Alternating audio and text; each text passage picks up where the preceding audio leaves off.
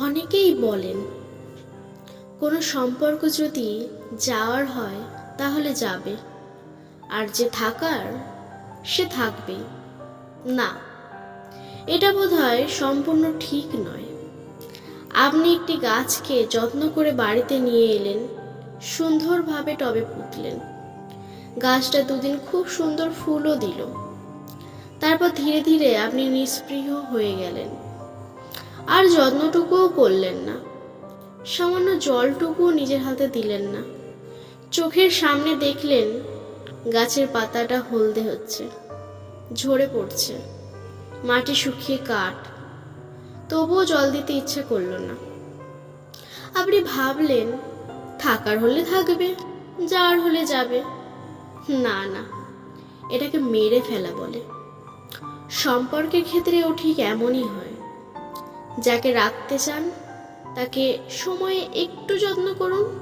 একটা জন্মদিন, একটা বিবাহ বার্ষিকী, এইসব জিনিসে একটু ব্যস্ততা কম দেখান কাছের মানুষটাকে। একটু সময় দিন, একটু যত্ন করুন সম্পর্কটাকে। না হলে ওই গাছের মতোই ক্রমশ হলুদ হয়ে পড়ে যাবে। তখন মৃত সম্পর্কের মধ্যে আপনারই দম বন্ধ হয়ে আসবে।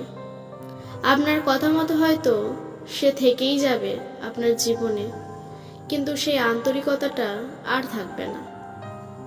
প্রতিটা সম্পর্ক যত্ন চায়, নরম প্রশংসা চায়, একটু মনোযোগ চায়, একটু বেহিসাবি আদর চায়। এগুলোকে ন্যাকামি বলে ব্যঙ্গ করবেন না। সবাই যান্ত্রিক হতে পারে না। যাবে আর কোথায়, থেকেই যাবে। তাই ওই যে থাকবার সেই থাকবেই ভেবে আত্মপ্রসাদ লাভ করবেন না। ওই থাকাটা অনেক সময় ইচ্ছার বিরুদ্ধেও হয়। তাতে না থাকে প্রাণ, না থাকে মন।